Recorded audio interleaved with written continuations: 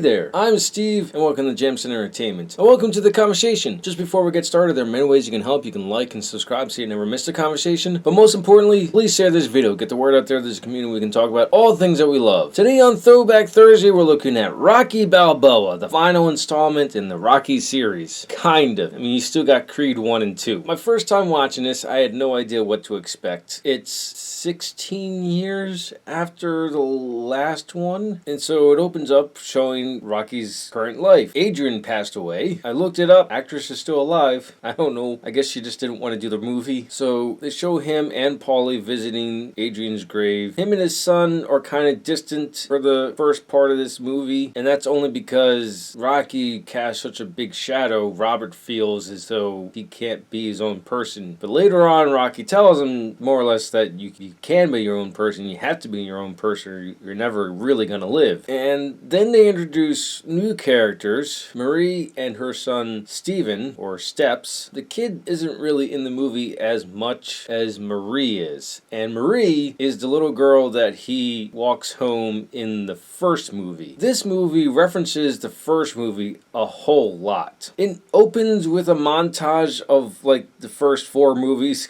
I guess they're kind of embarrassed of the 5th movie, I don't know. But they really like referencing the first. For instance, I didn't get this until the end of the movie, but there's this reoccurring character that's always a guest at Rocky's restaurant. Yes, who would have seen that coming? Rocky decides to open up a restaurant. Doesn't keep the gym going, opens up a restaurant, names it after his deceased wife. This reoccurring guest is Spider. I don't know why it took me so long to realize, but it's his, well, it's the first fight we see him fight Spider Rico in the first movie. I have no idea why he didn't keep with the boxing ring. But hey, now the other part of the story, there's this boxer named Mason Dixon. A lot of these boxers have weird names. He is the current heavyweight champion of the world. He's going down in popularity because he hasn't had a real fight in a long time. And it's part of the reason why he's undefeated. You can see Mason isn't too happy that he doesn't have a real fight. And his managers also realize that this isn't good for publicity either. But they want to go in 2 different directions. Mason wants to go back to basics and go back to his old boxing manager, who also was his coach, his mentor. His current team, because of a simulated boxing match between Rocky and Mason, wants him to fight Rocky because Rocky is a huge star. He's big in the boxing world. Mason's not really up for it because he doesn't really think it would do him any good. I mean, his current managerial team is correct. It would do a lot of good for him, a lot of money-wise, but Mason wants something more than that. They don't really explore that part of the story too much. They just kind of bring it up, and they, of course, focus on Rocky. Now, the introduction of Marie is, she's basically Adrian without actually being a love interest. She's just female support, which, sure, why not? And there's this one scene that just kind of comes out of nowhere. It probably could have been cut from the movie. Rocky goes to Paulie, of all people, to open up. Now, I'm sure they've had conversations like this before, but the character Paulie completely steps out of character for this one scene. He sounds sober, for one. He's actually giving sound advice.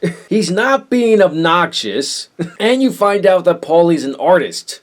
I mean, it's a good scene, but it doesn't fit Paulie's character at all because immediately after that scene, when you see Paulie again, he's back to the same miserable curmudgeon that he is. The scene comes out of nowhere, and it could have been cut, or he could have had the conversation with his son. That would have been nice. I did enjoy the movie, but not nearly as much as the first 3 movies. Those are my favorite. They're a nice trilogy. In my opinion, it should have been done at 3. 4th one, like I said, is just a huge ego stroke. 5th one, no one really seems to like. And this one, it's a nice send-off for the character. So if you want to watch the complete Rocky story, I do recommend that you get the Rocky set on Blu-ray or even 4K. There's probably a 4K edition out there. Those are my thoughts on Rocky Balboa. Let me know your thoughts in the comments below. If you like what you saw, like it. If you think other people like it, share it. If you really liked it, hit the subscribe button. Thank you for watching and live your imagination.